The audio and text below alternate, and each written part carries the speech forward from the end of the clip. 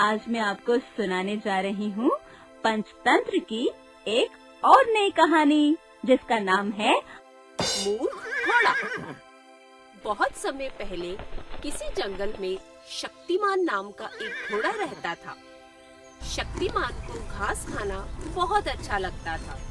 वह जहाँ पर रहता था वहाँ पर बहुत सारी हरी भरी घास थी। वह घास बहुत ही स्वादिष्ट और रसीली थी। शक्तिमान वह घास बहुत चाव से खाता था। शक्तिमान की जिंदगी आराम से बीत रही थी कि एक दिन जंगल में एक विशालकाय हाथी आ गया। हाथी घूमता हुआ उस जगह पहुंचा जहां शक्तिमान घास चरता था। हरी भरी घास देखकर हाथी बोला, अरे वाह, इतनी सारी घास! मैंने कितने दिनों से भरपेट भोजन नहीं किया।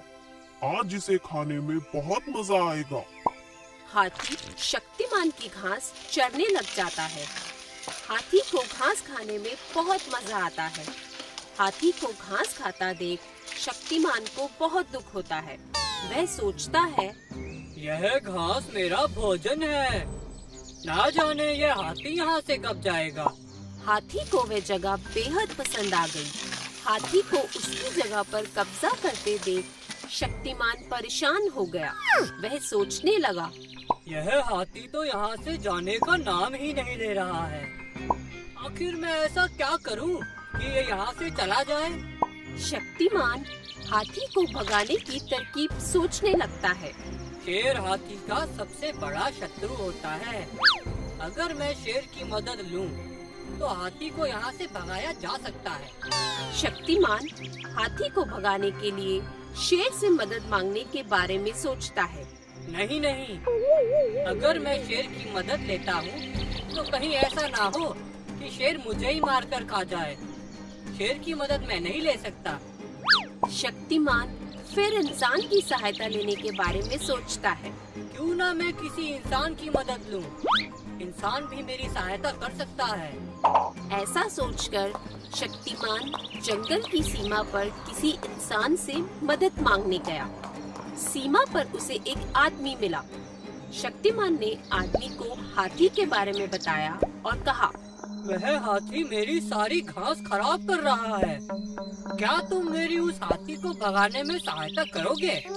आदमी शक्तिमान घोड़े की बात सुनकर थोड़ा सोचता है और जवाब देता है, मैं उस हाथी को मारकर तुम्हारी मदद कर सकता हूँ, लेकिन ऐसा करने के लिए मुझे तुम्हारा भी सहयोग चाहिए। शक्तिमान यह सुनकर बहुत खुश होता है और आदमी से पूछता है, मैं तुम्हारी किस तरह से मदद कर सकता हूँ? आदमी बोलता है, हाथी को मारने के लिए मुझे तुम्हारी पीठ पर बैठना होगा। अगर अपनी जान बचाने के लिए हाथी भागा तो मुझे उसका पीछा करना पड़ेगा।